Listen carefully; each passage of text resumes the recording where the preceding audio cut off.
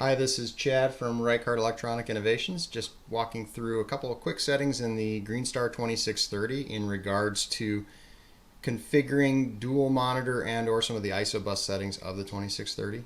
To start, on the main screen you'll want to press the bottom right hand corner button with the up arrow on the rectangles, and from here you want to select Display. Within Display on the right hand side you'll want to select Diagnostics.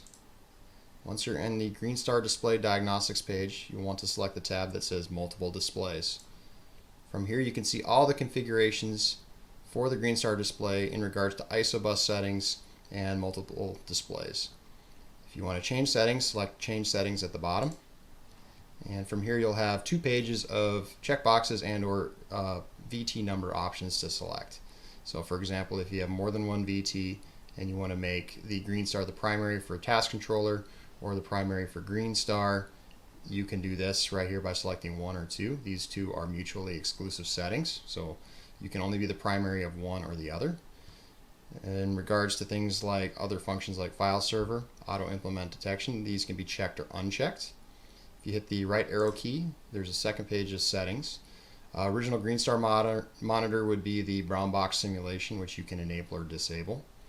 ISOBUS certification commonly is set to off. However, you can check this, and this will enable some additional messaging in regards to things like error reporting and things like that.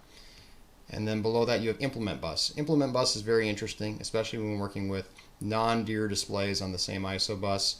It allows both the factory or the OEM display, when a GreenFit is installed, to play nice with the GreenStar, making sure that they're not both set up for VT number one. You can select a different value, either making the GreenStar the primary or the secondary VT number, and that will determine by default what most ISO implements will load onto.